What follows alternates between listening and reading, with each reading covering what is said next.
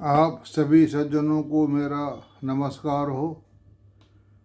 मैं कुंडलियाँ वही बताता हूँ जो मेरे सामने वर्तमान में चल रही हैं।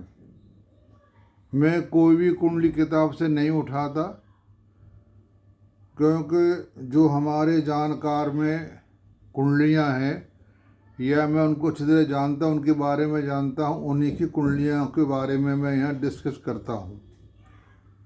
क्योंकि इससे हमें पता पड़ जाता है कि ग्रहों की क्या चाल, क्या अवस्था है और कैसा क्या हो रहा, तो उसके हम वर्तमान जीवन को देख करके ही नियम लागू करते हैं। अब यहाँ मैं ये कुंडली लेके आया हूँ। इसका डेट ऑफ बर्थ 11/5/1990, 6:10 दिल्ली की है।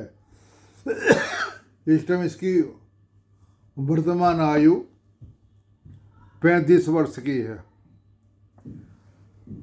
इस कुंडली के बारे में मुझे सब कुछ पता है। इसके कुंडली के बारे में, सुख के बारे में और दाम्पत्य जीवन के बारे में बताऊंगा कि इसका दाम्पत्य जीवन और सुख में कैसा है, सुख में कमी है तो वो किस वजह से है, और दाम्पत्य जीवन में कमी है तो किस वजह से, ये सारी मैं बातें आपको बता रहा हूँ। मेरा नियम है, मैं कोई वर कुंडली नहीं बनाता, ना ही लगाता हूँ। क्योंकि जो वर कुंडली बनाते हैं तो जन्म समय में अगर 1 या 2 मिनट का फर्क हो गया तो कोई न कोई वर्ग तो गलती बन ही जाएगा। चलो मानता हूँ मैं, डी नवांश का वर्ग बना लेंगे, 5 मिनट टाइम आगे करके या पीछे करके बना लेंगे तो जन्म कुंडली वही बनेगी, मतलब ग्रहों की स्थिति वही रहती, उसी को मैं बनाता हूँ। उसके बाद और वर्ग देखते हैं, जैसे हमारा दृष्टिकोण है, अगर वहाँ 1 या 2 मिनट का फर्क पड़ गया तो वहाँ दृष्टिकोण चेंज हो जाता है, इसलिए मैं वर्गों में नहीं जाता हूँ। अब मैं इस कुंडली के बारे में बताऊँगा कि इसका भाग्य का सुख और दाम्पत्य जीवन कैसा है, वो ग्रहों के द्वारा बतलाऊंगा कि ये ऐसा क्यों है। सबसे पहले मैं जन्म दशा लिखता हूँ कि इसका जन्म दशा कौन है। तो इसमें जन्म दशा है शनि, जो कि राजयोग कारक ग्रह है। इसकी जन्म दशा जो शनि है वो ठीक है, क्योंकि शनि अपनी राशि में बैठ करके 10वें भाव का भी स्वामी है और 9वें भाव में बैठा हुआ है। इसका भाग्य तो यहाँ पर ठीक है, ये इसका भाग्य तो यहाँ पर ठीक है, क्योंकि शनि राजयोग कारक ग्रह बना। इसका त्रिकोण एक केंद्र से संबंध आ रहा, भाग्य इसका ठीक है, लेकिन भाग्य का जो सुख है वो हम देख रहे हैं। भाग्य का सुख हमारा ये है, किसी भी भाव को हम सुख देखेंगे तो उसके चौथे भाव से देखेंगे कि उसका सुख कैसा है। चौथे भाव में हम देखेंगे 1 2 3 4, यहाँ बुध और सूर्य बैठे हुए हैं। सूर्य केंद्र का स्वामी है और बुध दूसरे और पंचम भाव का स्वामी है, जो कि 12वें भाव में बैठे हुए हैं। यानी कहने का मतलब यह हो गया कि इस जातक का जो भाग्य है, कर्म है, जो भाग्य है हमारा, शुक्र जो है हमारे 6ठे भाव के स्वामी हैं। लेकिन शुक्र को हम दोष नहीं देंगे कि वह लग्नेश है। लग्नेश को कभी हम पापी ग्रह नहीं बताते, वो कहीं भी बैठा हो, फिर केंद्र लगन का स्वामी है। बात आ गई मंगल पर। मंगल 12वें भाव का स्वामी है और वह पंचम भाव को देख रहा है। यहाँ थोड़ी ये कमी दिखा रहा है। इसमें शुभ ग्रह हम देखते हैं तो 6ठे कन्या का बुध और मकर का शनि और लगन का स्वामी शुक्र, ये शुभ ग्रह हो गए। अशुभ ग्रह हो गए हमारे चंद्र, गुरु और मंगल। चंद्र तीसरे घर का स्वामी हो गया, गुरु 11 भाव के स्वामी हो गए, यानी 3, 6, 11 के जो स्वामी होते हैं वो पापी ग्रहों में गिनती आती है। इस कुंडली में अपने घर में कोई भी ग्रह नहीं बैठा हुआ है। कालपुरुष कुंडली के हिसाब से कोई भी ग्रह अपने घर में नहीं बैठा हुआ है। जैसे एक मंगल होता है, 2 का शुक्र होता है, ऐसे कोई भी ग्रह अपने भाव में नहीं बैठा हुआ है। अपने राशि में जो ग्रह बैठा हुआ है वह सिर्फ शनि बैठा हुआ है और कोई भी ग्रह अपनी राशि में नहीं बैठा हुआ है। इसका जो लगन भाव है उसको 2 ग्रह देख रहे हैं, चंद्रमा और मंगल। तो ये हमने यहाँ टिक मार दिया कि चंद्रमा लगन इसका ठीक है, जम लगन। अब देखते हैं चंद्र लगन। चंद्र लगन हमारी ये रही, वृश्चिक राशि में चंद्रमा बैठा हुआ है जो कि नीच का है। तो हम इसका नीच तो नहीं मानेंगे क्योंकि इसकी वो डिग्री निकल चुकी है। चंद्रमा लगन में बैठा है, इस भाव को कोई नहीं देख रहा, तो इसका बल निर्बल हो गया। यानी हम दोनों को मिला के देखते हैं, इसमें एक लगन भाव ठीक है। अब देखते हैं हम सुख भाव। लगन का सुख भाव हमारा है, किसी भाव का सुख देखना तो चौथे भाव से देखेंगे। तो 1, 2, 3, 4 इसका स्वामी है सूर्य। सूर्य बैठा हुआ 12वें घर में, इसका सुख गया 12वें यानी व्यय भाव में गया। इसका जातक का सुख हो वह व्यय भाव में गया। तो हमने सुख पे मार दिया क्रॉस, ये वाला। इस जातक को सुख की कमी है। अब देखते हैं हम इसका कारोबार हम देखते हैं। इसमें राहु, मंगल और सूर्य एक तरफ बैठे हुए हैं, पूर्ण परमात्मा अंश हैं। इसका अपना कारोबार है। जिस कुंडली में एक तरफ इस तरफ हो चाहे इस तरफ हो, पूर्ण परमात्मा अंश 3 ग्रह बैठे हैं, तो आप उसको आंख मीच के कह सकते हो कि इसका अपना कारोबार है। तो इसका अपना कारोबार है। अब देखते हैं हम शादी के बारे में। किसी की जब शादी होती है हमें यह देखना चाहिए जब इसकी शादी हुई थी उस दौरान केतु मंगल की दशा अगर आ रही है तो वह उसका शादी जीवन अच्छा नहीं निकलेगा।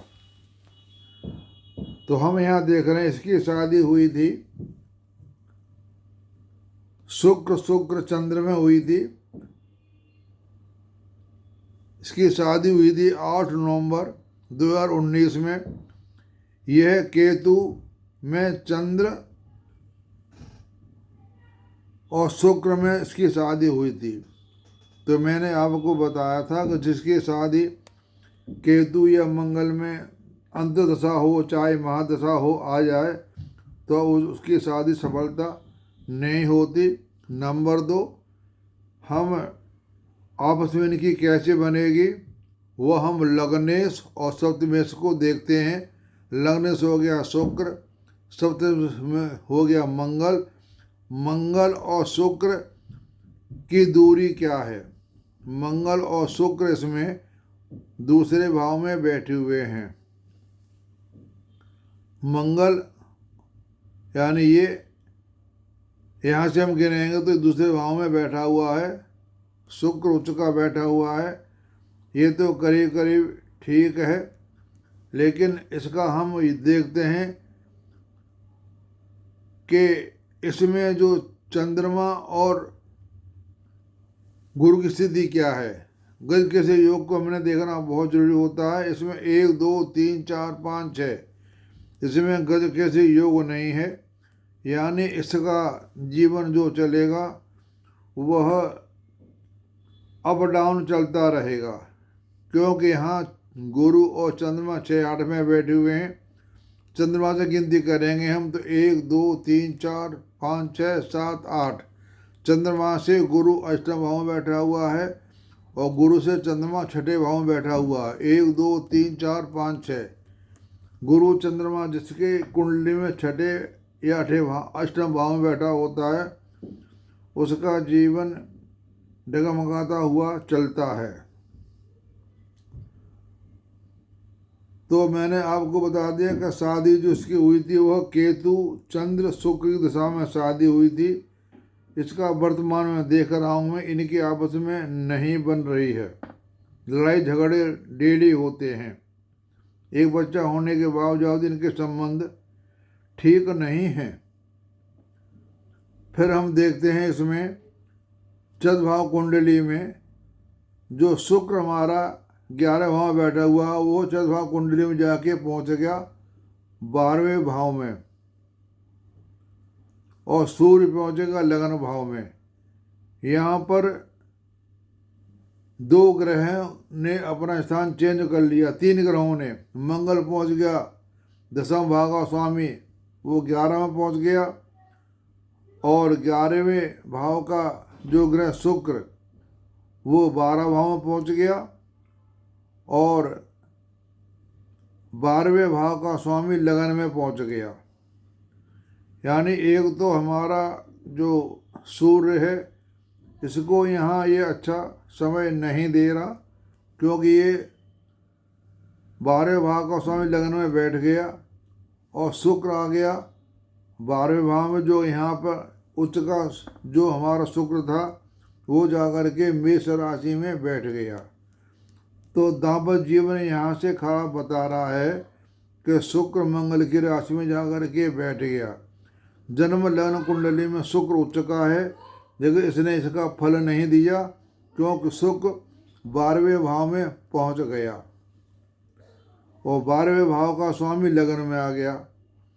12वें भाव में जो ग्रह बैठा है वो लगन में आ गया, तो अपना व्यवहार यहाँ ला दिया और शुक्र जो था वो यहाँ पहुँच गया। इसलिए इसका दाम्पत्य जीवन ठीक नहीं चल रहा है। इसकी वर्तमान दशा चल रही है शुक्र की।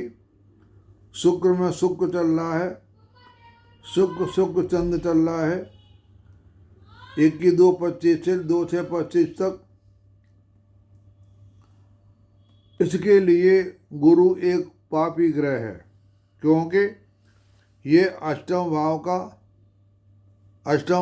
और 11 भाव का स्वामी जा कर के बैठ गया है दूसरे भाव में। 1 2 3 4 5 6 7 8 और 9, तो गुरु इसका पापी ग्रह हो गया।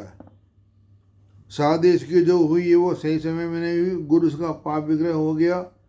जब भी गुरु की दशा आएगी इसको फल अच्छा नहीं मिलेगा। तो इसका देखा हमने, जन्म लगन ठीक है, चंद्र लगन ठीक नहीं है, सुख भाव भी अच्छा नहीं है, क्योंकि सूर्य 12वें भाव में बैठ गया। आय भाव हमारा ये है, आय भाव जा करके चतुर्भाव कुंडली में खराब हो गया। जो कमाएगा वो व्यय करेगा 12वें भाव में, यानी व्यय भाव में जाकर बैठ गया। इसकी आव भाव भी ठीक नहीं है, ये भी क्रॉस में जाएगा। आवा क्रॉस में गया। कर्म भाव इसका मंगल है, मंगल जो यहाँ 10वें भाव में बैठा था वो 11वें भाव में चला गया। मंगल भी यहाँ से चेंज हो गया। 1 2 3 4 5 6 7 मंगल सप्तम भाव, मंगल इसमें सप्तम अष्टम भाव दोनों को देख रहा है। यहाँ से कर्म भाव में भी कमी आ गई, तो यहाँ भी हम करेंगे क्रॉस। कर्म भाव इसका खराब हो गया। गुरुजन 6-8 में बैठा हुआ है, सुख भाव में कमी आ गई। सिर्फ जन्म लगन ठीक है। अगर इस कोई भी कुंडली हो, उसमें किसी कुंडली में अपने घर में कोई ग्रह या अपने भाव में ग्रह बैठा हो, उन ग्रहों की संख्या ज़्यादा होती है, उस जातक के जीवन में सुख की मात्रा ज़्यादा होती है, दुख की मात्रा कम होती है। लेकिन इस कुंडली में अपने घर में कोई ग्रह नहीं बैठा, अपनी राशि में एक ग्रह बैठा हुआ है। एक ग्रह कोई भी हो, एक ग्रह इतना फल नहीं दे पाएगा। कम से कम 5 ग्रह इसके पक्ष में हो तो उसको फल अच्छा मिलेगा। राजयोग कारक शनि यहाँ पर काम नहीं कर पा रहा, एक ही ग्रह है और कोई ग्रह इसकी हेल्प करने वाला नहीं है। इस तरह से मैं ये सब कुछ देखता हूँ कि कौन सा ग्रह अपने घर में है, कौन सा ग्रह अपनी राशि में है, कौन सा ग्रह राजयोग कारक है और गुरु चंद्रमा की स्थिति क्या है। ये सारी बातें देख करके हम फलादेश निकालने में गलती नहीं होती है, क्योंकि मैं जो पुस्तकों में कुंडली दी हुई होती हैं उनको लेकर के मैं नहीं चलता कि उनके बारे में हमको पता नहीं है। मैं वही कुंडली के बारे में बताता हूँ जिसके बारे में मुझे पूरी बात पता होती है। वहाँ नियम लगाने में कोई दिक्कत नहीं होती। जो जैसा जिसके ज़िंदगी में चल रहा है उसी हिसाब से अपने दिमाग से ग्रहों की चार को देख करके सारी बातें बताता हूँ। तो इसके लिए जन्म लगन, चंद्र लगन और भावचंद्र कुंडली बना करके तीनों को मिला करके हमें यह देखते हैं इसी कुंडली की स्थिति क्या है। अगर जन्म लगन में कोई कमी है तो हम चंद्र लगन को बना करके देख लेते हैं कि चंद्र लगन में ग्रहों की स्थिति क्या है चंद्रमा के हिसाब से, और लगन कुंडली में लगन के हिसाब से ग्रहों की स्थिति क्या है। क्योंकि हमने शरीर को, मन को लेकर के दोनों को चलना पड़ता है। कोई भी व्यक्ति हो, उसकी जन्म लगन ठीक है और उसका चंद्रमा खराब है तो उसका जीवन में परेशानी आएगी, क्योंकि कोई भी व्यक्ति हो वो अपने मन के आधार पर ही चलता है। अगर उसका चंद्रमा खराब हो गया तो उसकी जीवन में असफलताएं ज़्यादा होती हैं, वो ज़्यादा परेशान रहता है। देखो, चंद्र कुंडली में चंद्रमा भाव में लगन में किसी भाव की दृष्टि नहीं है और चंद्रमा न अपनी राशि में बैठा हुआ है और ना ही चंद्रमा पर किसी का कोई प्रभाव नहीं है। तो ये चंद्र लगनी यहाँ पर कमज़ोर हो गई है, लगन भाव ठीक है। तो इस तरह से मैंने आपको ये बताया। आपको मेरी वीडियो अच्छी लगी हो तो लाइक करें, सब्सक्राइब करें, और सब्सक्राइब करते रहेंगे तो मैं जो भी वीडियो लोड करूँगा आपके फ़ोन पे पहुँच जाया करेंगी। आपको कोई भी समस्या हो तो आप डिस्क्रिप्शन में जा कर के लिख सकते हो, कोई बात हो। और आपके अगर जन्म कुंडली भी नहीं है तो मैं आपको फलादेश प्रश्न कुंडली के द्वारा बता सकता हूँ। इसके बाद में प्रश्न कुंडली का अध्ययन कल से जारी करूँगा। प्रश्न कुंडली सिर्फ 1 साल के बारे में बताती है, कैसा क्या समय निकलेगा। जन्म कुंडली पूरी लाइफ के बारे में बता देती है। तो प्रश्न कुंडली का जवाब एकदम सटीक बैठता है, उसमें कोई गलती नहीं होती। जब आप मेरे पास फ़ोन करेंगे वो हमें टाइम नोट कर लेता हूँ, उसी के अनुसार ग्रहों के बिठा करके मैं आपको सारी बातें बता देता हूँ। आप सबको सुनने का धन्यवाद और आप सबको मेरा नमस्कार।